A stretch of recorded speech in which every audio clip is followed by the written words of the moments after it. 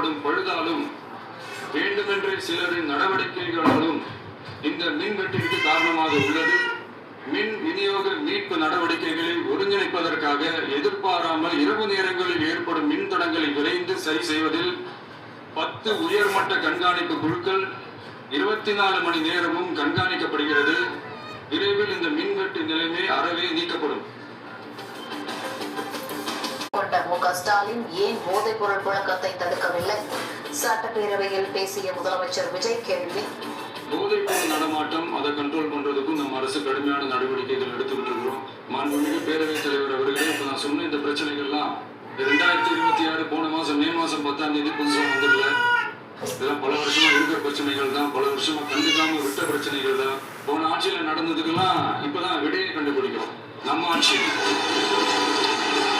இந்த போதைப் பொருள் நடமாட்டம் எல்லாம் தாறுமாற அப்படியே பரவி கொட்டி கிடக்குது. இதெல்லாம் இனிஷியல் ஸ்டேஜ்லயே யார் கண்ட்ரோல் பண்ணிருக்கணும்? போலீஸ் டிபார்ட்மெண்ட் அப்ப யார் கையில இருந்தது? இத்தனை கேள்வி நம்மளை பார்த்து கேட்கறாங்களே, ஒரே ஒரு கேள்விதான் நான் கேட்கணும்னு தோணுது.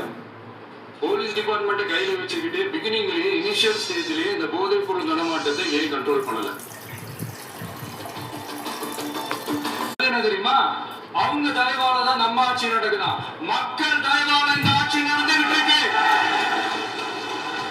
மனசாட்சி உள்ள சக்திகளோட ஆதரவால இந்த ஆட்சி நடந்துகிட்டு இருக்கு.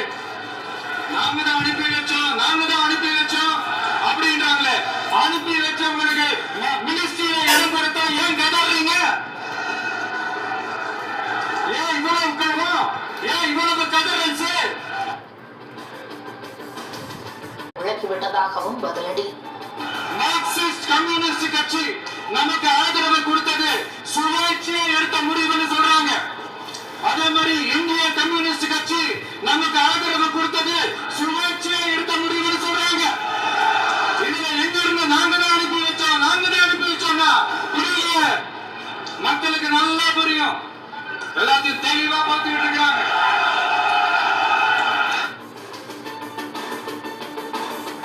விளம்பர இடைவேளைக்கு பிறகு ஆட்சி அமைஞ்ச போய் அண்ணா திராவிட முன்னேற்ற கழகத்துடைய ஒரு பிரிவு மட்டும் கொடுக்க மாட்டாரு. முதல்ல சோஃபா போச்சு, சோஃபா பின்னாடி இவர் போனாரு. ஒவ்வொரு கட்சியில வீட்டு போகும்போது சோஃபா புது சோஃபா போச்சு. அதெல்லாம் நீங்க பாத்தீங்க.